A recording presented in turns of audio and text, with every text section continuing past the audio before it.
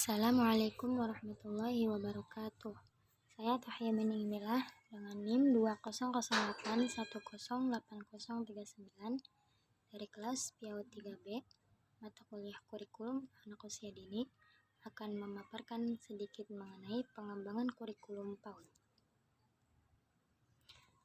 Kurikulum Taman Kanak-kanak di Indonesia telah mengalami banyak perubahan, dimulai dengan kurikulum Taman Kanak-kanak yaitu kurikulum tahun 1968, kurikulum 1976, kurikulum 1984 yang disebut juga kurikulum 1976 yang disempurnakan, kurikulum tahun 1994 yang disebut program kegiatan belajar 1994, dan yang terakhir kurikulum 2004 atau kurikulum berbasis kompetensi dan KTSP hingga sekarang. Perkembangan kurikulum pendidikan di Indonesia mempunyai konsep terpenting menuju ke pembaharuan. Konsep itu adalah salah satu konsep terpenting untuk maju adalah melakukan perubahan. Yang pertama, kurikulum 1968. Kurikulum ini bertujuan bahwa pendidikan ditekankan pada upaya untuk membentuk manusia Pancasila sejati, kuat dan sehat jasmani, mempertinggi kecerdasan dan keterampilan jasmani, moral, budi pekerti, dan keyakinan beragama. Yang kedua, kurikulum 1976. Kurikulum ini menekankan pada tujuan agar pendidikan lebih efektif dan efisien. Latar belakangi lahirnya kurikulum ini adalah pengaruh konsep di bidang manajemen, yaitu MBO atau Management by Objective, yang terkenal saat itu dengan metode, materi, dan tujuan pengajaran dirinci dalam prosedur pengembangan sistem instruksional atau PPSI, yang dikenal dengan istilah satuan pelajaran, yaitu rencana pelajaran setiap satuan bahasa.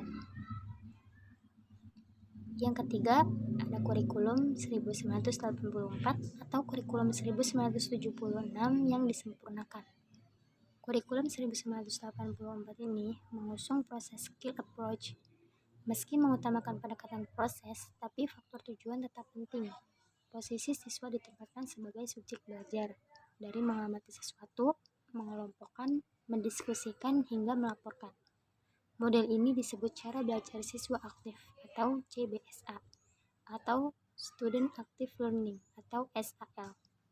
Konsep CBSA yang elok secara teoritis dan bagus hasilnya di sekolah-sekolah yang diuji cobakan mengalami banyak deviasi dan reduksi saat diterapkan secara nasional. Lalu yang keempat ada kurikulum 1994. Kurikulum ini merupakan hasil upaya untuk memadukan kurikulum-kurikulum sebelumnya, terutama kurikulum 1976 dan 1984. Tetapi, perpaduan antara tujuan dan proses belum berhasil, sehingga banyak kritik berdatangan, disebabkan oleh beban belajar siswa dinilai terlalu berat, dari muatan nasional sampai muatan lokal. Materi muatan lokal disesuaikan dengan kebutuhan daerah masing-masing, misalnya bahasa daerah, kesenian, keterampilan daerah, dan lain-lain. Yang kelima ada kurikulum 2004. Sebagai pengganti kurikulum 1994 adalah kurikulum 2004 yang disebut dengan kurikulum berbasis kompetensi atau KBK. Suatu program pendidikan berbasis kompetensi harus mengandung 3 unsur pokok, yaitu pemilihan kompetensi yang sesuai, spesifikasi indikator-indikator evaluasi untuk menentukan keberhasilan pencapaian kompetensi, dan pengembangan pembelajaran. KBK ini memiliki ciri-ciri sebagai berikut. Yang pertama, menekankan pada ketercapaian kompetensi siswa baik secara individual maupun klasikal. Yang kedua, berorientasi pada hasil belajar atau learning outcomes dan keberagaman. Yang ketiga, kegiatan pembelajaran menggunakan pendekatan dan metode yang bervariasi.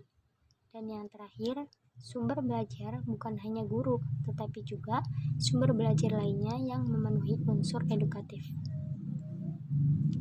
Penilaian menekankan pada proses dan hasil belajar dalam upaya penguasaan atau pencapaian suatu kompetensi. Struktur kompetensi dasar KBK ini dirinci dalam komponen aspek, kelas, dan semester. Keterampilan dan pengetahuan dalam setiap mata pelajaran disusun dan dibagi menurut aspek dari mata pelajaran tersebut. Pernyataan hasil belajar ditetapkan untuk setiap aspek rumpun pelajaran pada setiap level. Cukup sekian pencapaian dari saya, kurang dan lebihnya saya mohon maaf. Wassalamualaikum warahmatullahi wabarakatuh.